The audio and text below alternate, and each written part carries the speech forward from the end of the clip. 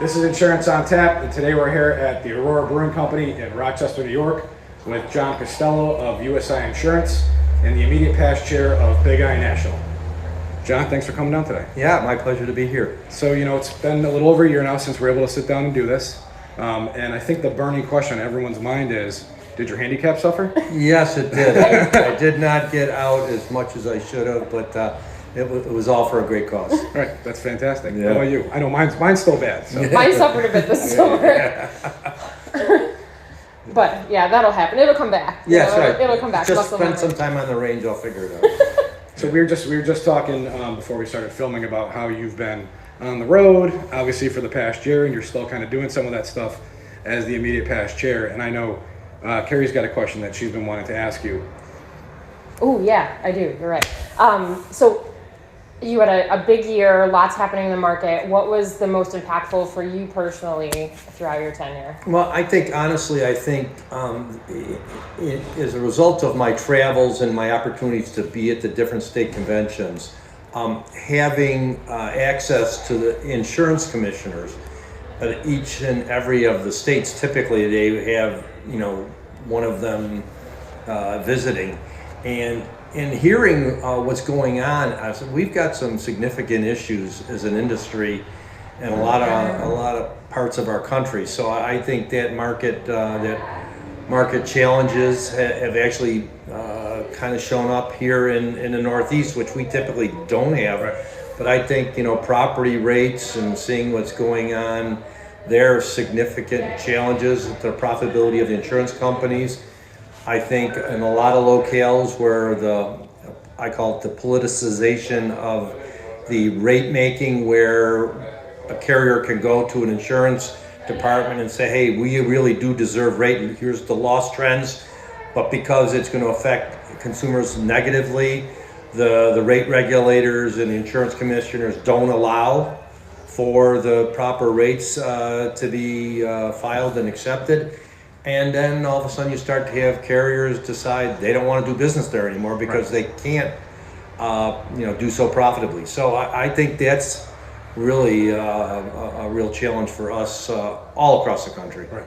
Well, that's what we were going to ask is, what do you feel is the biggest challenge? Obviously, being in the hard market right now, where we're at, like you said, we have rate experience here, even in New York, where normally we wouldn't have this, especially if something happened in Florida or California or even Hawaii. Right? Do you still feel do you feel that is the biggest challenge, or do you feel like last year that also bringing more folks into the industry is still another major challenge? I think probably the most important issue we have right now is really market availability and looking to, I think insurance agents are uniquely positioned to tell the story to our insurance commissioners and insurance departments and the regulators, because we represent, not only insurance companies with our contracts, but we represent our clients, and we're looking ultimately to be able to place their insurance in the most competitive possible way. And time again, the way to basically lower rates is to invite competition. And unfortunately, a lot of the regulators have not done that, and like I said, artificially kept rates low. And now when you have markets drying up and say, no, we're not accepting, and we see that from so many carriers in different locations across the country, not open for new business any longer, that's really a problem. And then, in some of the even more challenged places, you mentioned Florida, like Mississippi, Alabama, it's parts of Texas and that, Louisiana. They've had, multiple insurance insolvencies. They've been forced to relocate books of business with no available market. So there's a lot of parts in the country that are significantly challenged just providing insurance for their clients.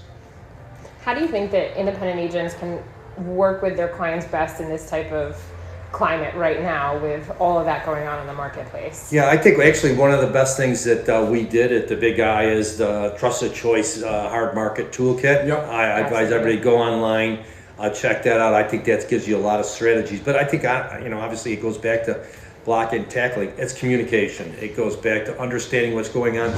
Be armed with information about what's going on in the industry. and it's not just basically the carrier that their insurance is with, or just them as a client. That basically this is a lot broader problem, and that basically you, because you are a trusted choice independent agent, have options, and that's where you are, I think, going to be able to shine and let them know if there are options to be had, I can find them for you. Right. And that's one thing that we talked about last week. We actually did a small episode on the hard market, and that's what we said is having an independent agent as a client, or even as another carrier or someone that you can kind of lean on to be able to go through and say, hey, this is not just you.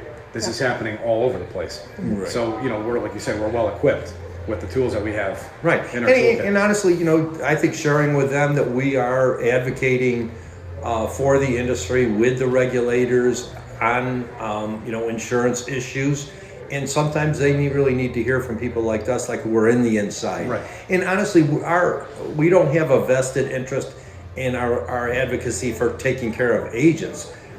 We're really looking to provide availability of markets to our clients. Yep. And that's what we're talking to our regulators about. Right.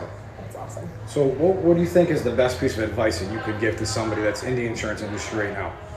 Would it be, as they're growing their book of business in this type of market, is it hey, if you lose a few clients here or there, don't worry about it, or should they proactively be going out talking like?